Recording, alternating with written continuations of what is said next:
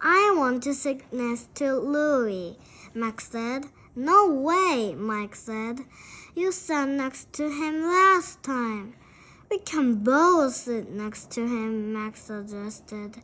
He slid into the booth and sat on Louis' left.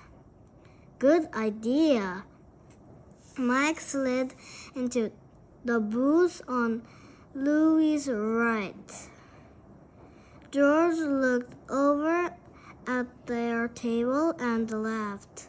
Louis looked like the baloney in the middle of a Max and Mike sandwich. Sage sat down across the table and smiled brightly. Now I can look at both my special guys at the same time, she told Max and Mike. Max and Mike both groaned. George started laughing. This is awesome. I can't believe Chris is missing it. Just then, Mr. Tarantella walked over Alex and George's table. Hi, Alex, the pizzeria owner said with a big grin. What will you have? I like a pepperoni slice and a orange soda, Alex told him. Sure thing, Mr. Tarantella turned to George and frowned. What do you want? I'd like a slice of pepperoni, please, George added, trying to be extra polite. Mr. Tarantella wrote down the order and nodded. Then he walked away. Ever since the burp made me go all wacko here, Mr. Tarantella has hated me, George whispered to Alex. Half the shop owners in the town hate me. Alex was the only person George could talk about the burp. George hadn't told him about his terrible secret. Alex was just so smart, he had figured it out. And not only had promised to keep it a secret, he promised to try to help George find a cure. The burp is trouble, Alex agreed, but I think I might have actually found a cure. George wanted to believe him, but he tried lots of Alex's burping cures, everything from drinking an onion milkshake to pouring gallons of ice cold water down his throat, and he was still burping. I don't have to drink spicy mustard, do I? Because that nearly burned my tonsils out.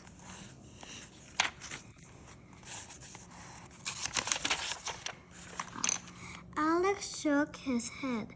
You'll have to let me hold your hand. George gave him a strange look. I have to what? It's called acupressure, Alex explained. If you put pressure on a certain part of your hand, it gets rid of the gas in your stomach. And since the gas causes burps, but the burps start in my stomach and comes out of my mouth, George interrupted. My hand has nothing to do with it. I know, Alex agreed, but there's something called chilly energy that flows through your whole body. If your chili gets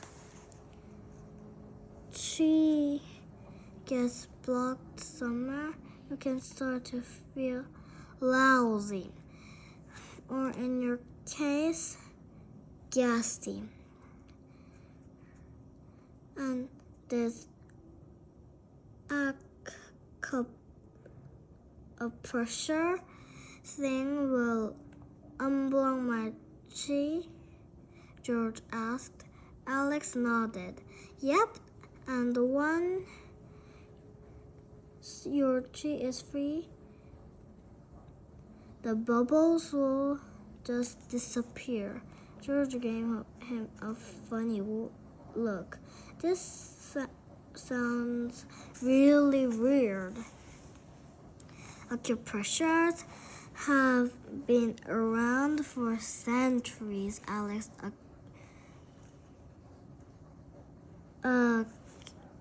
assured him. I guess it's worth a try, Alex said with a shrug. Alex began pressing George's hand.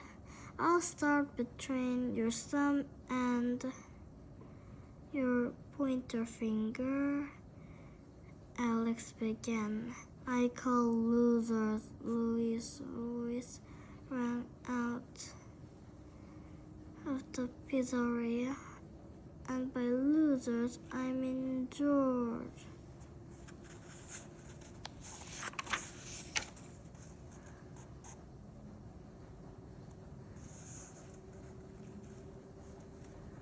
Quickly, George yanked his hand away. What are you talking about? What? He asked Louis nervously. I want to thumb wrestle you next, Louis replied. We're not thumb wrestling, Alex began. You're out. Alex stopped talking and George kicked him under the table. Why did you do that? He asked. George shook his head. He didn't want George blurting out anything about the burp or how they were looking for a cure.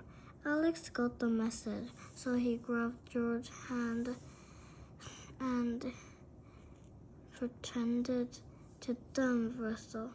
Quickly, he pushed George's thumb down into his palm. It's your turn, Louis, Alex said. Louis stood up and cracked his chuckles loudly. Maybe we should bet on it.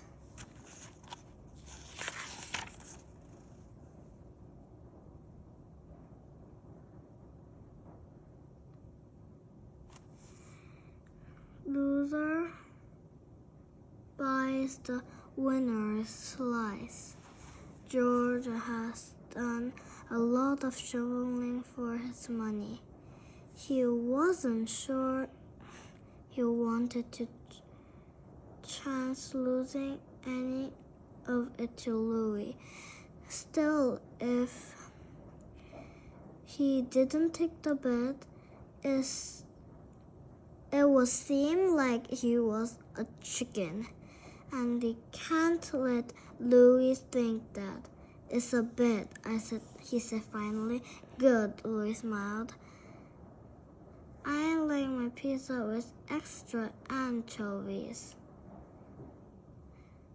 George looked at Louis' thumb. The nail was all chewed and little scaly red patches around the nail where Louis had bitten off the skin. Yuck! What are you waiting for? Louis asked him. Nothing, George said. By now, Max, Mike, and Sage had gathered around the booth. Alex was staring too. There were no getting out of it. He grabbed Louis' hand. 1, 2, 3, 4. Alex said loudly. I declare a thumb war. George pushed hard, trying to get Louis' thumb to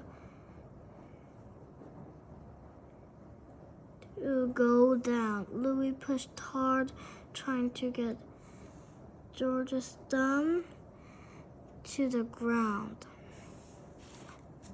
Then, George felt something awful, even worse than Louis chewed up thumb. The magical super bird was back, and it wanted it on the action. George couldn't let the bird out. Not here. Not now. The bird caused any more trouble. Mr. Tarantella was surely ban George from the Pizza Palace for life. George knew he should get out of there as fast as he could, but that would mean forfeiting to Louis. There was only one thing to do. George was going to have to squelch that belt without letting go of Louis' thumb, but how? George was going to spin those bubbles back down to his toes like water swirling down a drain. It had worked before. Hopefully it will work now. George leaped to his foot, pulling Louis with him. Hey, Louis shouted as he got yanked up. No fair. George started turning around and around in a circle, so Louis started turning around and around like a circle. Go, Louis, go! Max cheered. Louis, he's our man, Max shouted. If he can beat him, no one can.